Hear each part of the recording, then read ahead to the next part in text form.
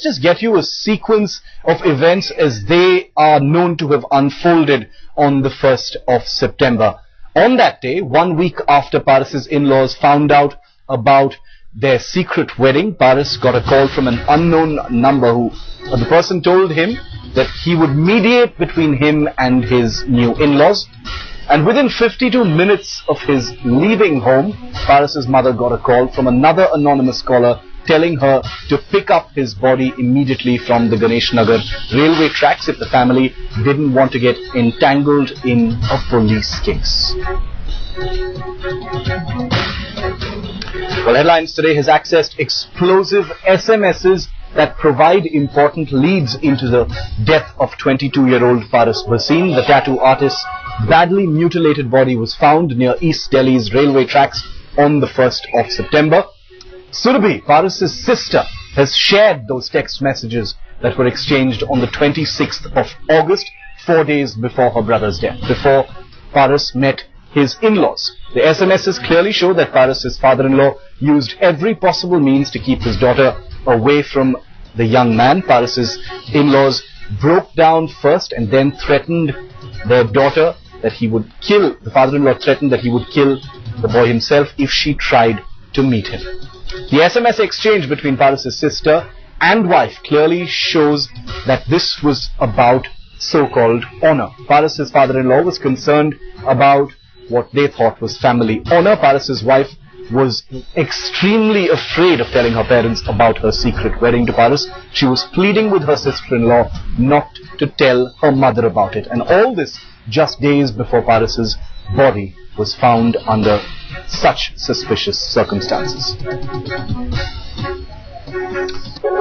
We have with us to discuss the circumstances surrounding the case and what really needs to be done. We have Neelam Katara, a well-known voice. She's known best, of course, for fighting that case against the murderers of her son. She fought against a family that was infinitely more powerful and influential than her own family as well, similarly to Paras's.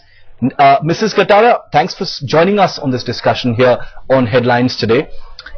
Just listening to what we know so far, Mrs. Katara, what do you make of the case? I think this is again another sad story where under the garb of honor, because murderers don't have honors, this boy has lost his life, whether it was murder or if it was just abetment to suicide. Of course that the facts will come out, but it is extremely sad, and I think what is needed is a societal mindset, because whatever we may do, we cannot bring Paras back. The least we can do is prevent similar incidents from which continue to happen. 1,000 children lose their lives every year because some people will not let go of their control over their daughters.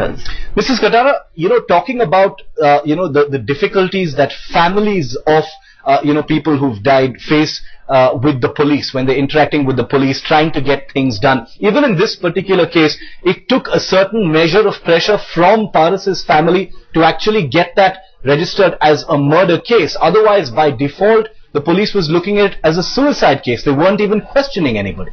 That seems to be a story oft repeated. I mean, either there is no FIR registered, or if it is registered under weaker sections of the IPC, which is extremely sad. I think the family needs to get a lawyer with them, a lawyer who will not be bought out, and actually ask him to suggest what kind of investigation should be done. And I think the family of the victim has a right to know from the police, even if they don't tell the media, where the investigation is going. And if they feel that the police is not doing its duty, they can always go to court and ask the police to report to the court the path the investigation is taking. Mrs. Katara, your particular case is an exception. I mean, everybody knows about it because of the perseverance you showed, and you kept at it. You knew that at the end of the day you would get justice at some point, which has happened. But how difficult really is this fight? I mean, when you're alone, when you're a family fighting a family that is known to be more influential, there are death threats that are being given with impunity. There is always the risk of witnesses, the police being bought out. how difficult is that? Because I can tell you that Paras's family is watching this show and they're hanging on to every word you're saying. No, it is very difficult. In fact, it is almost impossible for a common person to get justice in this country. A big thing which helped me was that the case was transferred from Ghaziabad to Delhi. So I had the Sessions Court and High Court and Supreme Court in the same city. Otherwise, logistically I would not have been able to manage it. The other thing is that these cases need to be fast-tracked, especially cases of honor killing. And because a person with money can go on delaying, he can have lawyers who go on asking for adjournments till a person who doesn't have so much by way of means just collapses.